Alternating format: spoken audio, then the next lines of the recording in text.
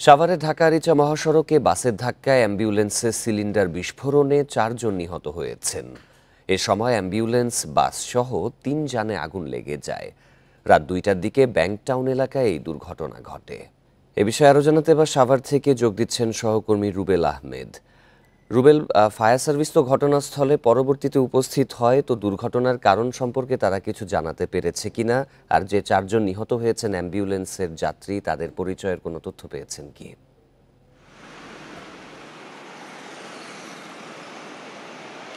দেখুন, আমি যদি দুর্ঘটনার বর্ণনা দিয়ে শুরু করি, যে অ্যাম্বুলেন্সের ভেতর থেকে ৪ জনের মরদেহ পাওয়া গিয়েছে।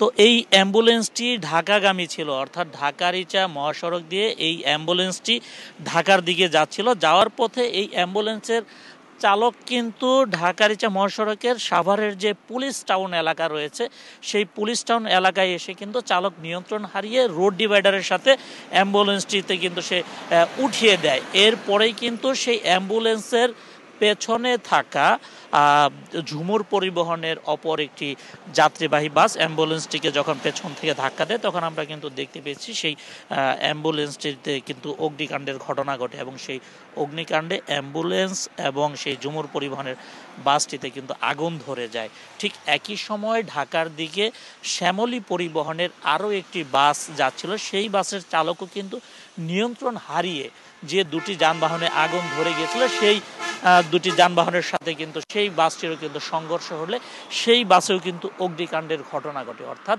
একই স্থানে অ্যাম্বুলেন্স এবং দুটি যাত্রীবাহী বাসের কিন্তু আগুন ধরে যায়। এরপরে কিন্তু যখন বাস দুটোর যে যাত্রীরা ছিলেন, তারা কিন্তু যখন অগ্নিকাণ্ডের ঘটনা ঘটে, যখন দুর্ঘটনার কবলে যাত্রীবাহী বাস দুটো পড়ে, তখন কিন্তু যাত্রীরা কিন্তু জানালা দিয়ে যে যেভাবে পেরেছে জীবন বাঁচাতে কিন্তু তারা কিন্তু লাফিয়ে কিন্তু তারা তাদের আত্মরক্ষা করেছে। সেখানে কিন্তু তাড়াহুড়ো করে নামতে গিয়ে বা যে সংঘর্ষ হয়েছে, সেখানে কিন্তু আমরা যতটুকু জানতে পেরেছি প্রায় 15 জনের মতো যাত্রী আহত হয়েছে। এবং যে অগ্নিকাণ্ডের যে ঘটনাটি ঘটে, তখন কিন্তু স্থানীয়রা 999-এর মাধ্যমে ফায়ার সার্ভিসকে কিন্তু খবর দিলে সাভার ফায়ার সার্ভিসের 3টি ইউনিট ঘটনাস্থলে পৌঁছে প্রায় 1 ঘন্টা চেষ্টা চালিয়ে তারা কিন্তু আগুন নির্বাপন করে, এবং তারা কিন্তু 7 জনকে আহত অবস্থায় উদ্ধার করে হাসপাতালে প্রেরণ করেছে। ফায়ার সার্ভিস বলছে সেই 7 জনের অবস্থায় গুরুতর রয়েছে।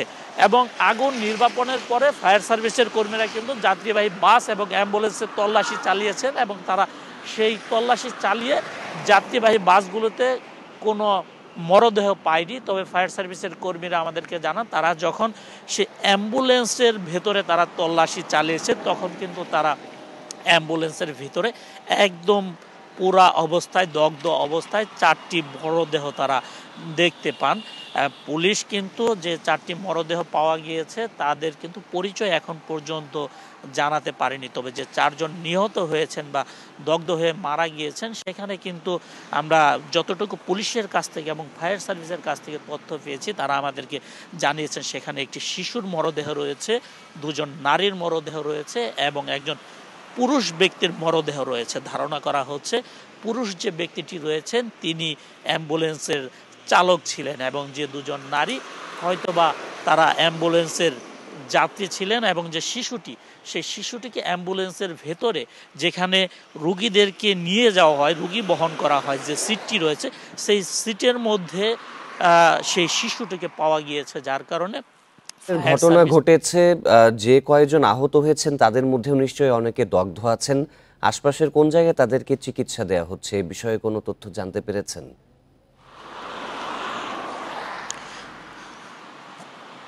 দেখুন, আমরা ফায়ার সার্ভিসের সাথে কথা বলার চেষ্টা করেছি। তারা বলেছেন আহত যারা হয়েছেন, তারা হচ্ছেন যখন বাসগুলো একটির সাথে আরেকটি সংঘর্ষ হয়েছে, সেই সংঘর্ষের কারণে তারা আহত হয়েছেন। তারা কেউ দগ্ধ হয়নি বলে ফায়ার সার্ভিসের পক্ষ থেকে আমাদেরকে জানানো হয়েছে। তারা শারীরিকভাবে বিভিন্নভাবে জখম হয়েছে, তারা আঘাতপ্রাপ্ত হয়েছেন, তাদেরকে সাভারের বিভিন্ন হাসপাতালে ভর্তি করা হয়েছে। অনেকে কিন্তু এরই মধ্যে প্রাথমিক চিকিৎসা নিয়ে কিন্তু তারা বাড়ি চলে গিয়েছেন, এমনটিও কিন্তু আমরা তথ্য পেয়েছি। এবং যে দুর্ঘটনায় যে 2টি বাস এবং একটি ফায়ার অ্যাম্বুলেন্সে অগ্নিকাণ্ডের ঘটনা ঘটে, এই ঘটনায় কিন্তু আমরা দেখতে পেয়েছিলাম রাতে ঢাকা-আরিচা মহাসড়ক দিয়ে যান চলাচলও কিন্তু বন্ধ ছিল। পরবর্তীতে যখন পুলিশ গিয়ে দুর্ঘটনা কবলিত বাস এবং অ্যাম্বুলেন্সটি সড়ক থেকে সরিয়ে নেয়, তখন কিন্তু ঢাকা রিচা মহাসড়ক দিয়ে যান চলাচল স্বাভাবিক হয়। এবং এই যে দুর্ঘটনাটি ঘটেছে, এখন পর্যন্ত যে 4 জনের মরদেহ উদ্ধার করা হয়েছে তাদের কোনো বিস্তারিত নাম পরিচয় পাওয়া যায়নি। পুলিশের পক্ষ থেকে সেই 4 জনের মরদেহ রাজধানীর শহীদ সোহরাওয়ার্দী মেডিকেল কলেজ হাসপাতালের মর্গে পাঠানো হয়েছে, সেখানে ময়নাতদন্তের জন্য পাঠানো হয়েছে। এবং সেখানে আমরা যোগাযোগ করার চেষ্টা করেছি, এখন পর্যন্ত সেখানে নিহতের কোনো স্বজন আসেনি। পুলিশ বলছেন নিহতের স্বজনরা আসলে বিস্তারিত নাম পরিচয় জানা গেলে তারা আমাদেরকে জানাবে, এবং আমরা সেই নাম পরিচয়টি জানতে পারলে আমরা দর্শকদের বিস্তারিত নাম পরিচয় জানাতে পারবো। নিশ্চয়ই রুবেল, পরবর্তী তথ্য আপনার মাধ্যমে আমরা দর্শকদের জানাবো। এই মুহূর্তে সেখানে উপস্থিত হয়েছেন আমাদের আরেক সহকর্মী খালেদ রায়হান। বিস্তারিত তথ্য জানাতে সরাসরি যোগ দিচ্ছেন তিনি। রায়হান, এই মুহূর্তে আপনি কোন জায়গায় রয়েছেন? ঘটনাস্থলের আশপাশে রয়েছেন কিনা? যারা হতাহত হয়েছেন তাদের সম্পর্কে আমাদের সহকর্মী রুবেল আহমেদ জানিয়েছিলেন যে আশপাশের হাসপাতালে তারা চিকিৎসা নিচ্ছেন। আপনি যাওয়ার পরে কি কি তথ্য সংগ্রহ করতে পেরেছেন?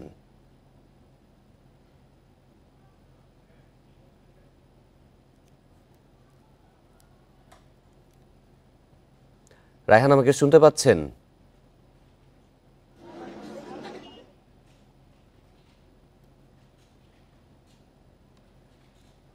আসলে যে দুর্ঘটনাটি মধ্যরাতে ঘটেছিল সেটি আমরা নিশ্চয়ই এতক্ষণে জানতে পেরেছি যে মধ্যরাত 2টার দিকে আসলে এই যে দুর্ঘটনা সেটি ঘটে, এবং অ্যাম্বুলেন্স যেটি মূলত প্রথমে নিয়ন্ত্রণ হারিয়ে রোড ডিভাইডারের মাঝখানে থাকলে সেটিতে পেছন থেকে আসা একটি বাস কিন্তু ধাক্কা দেয়, এবং তাতে পেছনের যে বাস সেটি এবং যে অ্যাম্বুলেন্স সেটি দুটিতেই আগুন ধরেছে। এবং তার কিছুক্ষণ পরই আমরা দেখেছি যে আরেকটি বাস এসে কিন্তু সেই প্রথম যে বাস সেটিকে ধাক্কা দেয়, যার ফলে 3টি পরিবহনে, আমি যদি বলি 2টি বাস এবং একটি অ্যাম্বুলেন্স, 3টিতে আগুন ধরে যায়। যারা প্রত্যক্ষদর্শী যে বাসে যারা ছিলেন তারা যেটা জানিয়েছেন যে অন্তত 10 থেকে 15 জন সঙ্গে সঙ্গে বাস থেকে নেমে যায়। তবে এখানে একটি বিষয় হচ্ছে যে আমরা এখানে দেখেছি যে এই যে বাসটি দেখতে পাচ্ছেন,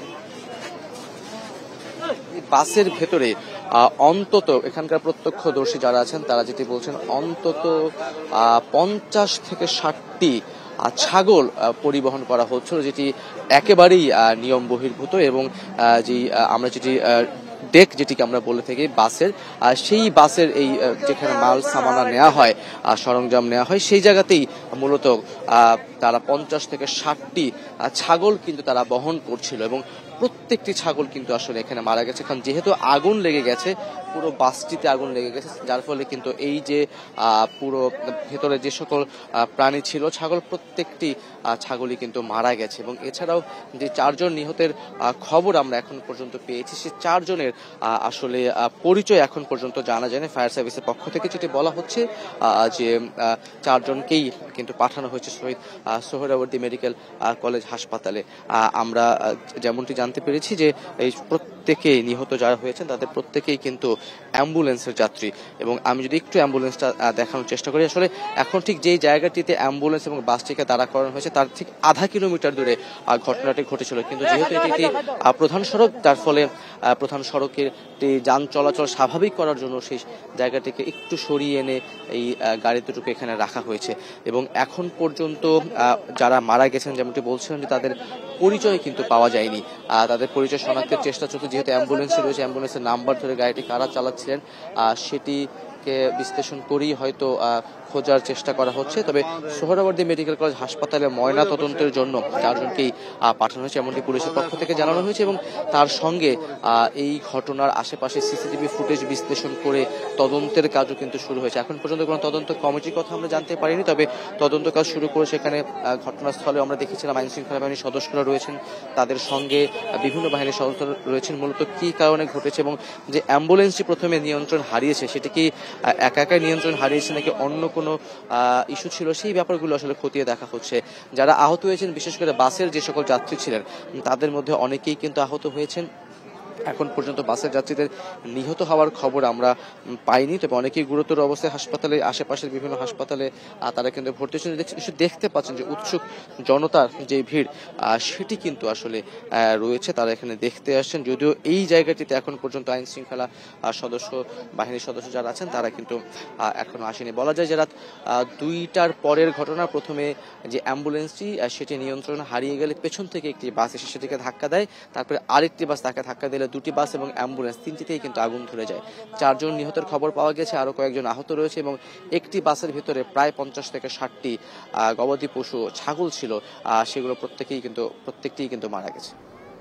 সাভারে মর্মান্তিক সড়ক দুর্ঘটনার বিষয়ে জানাচ্ছিলেন সহকর্মী খালেদ রায়হান।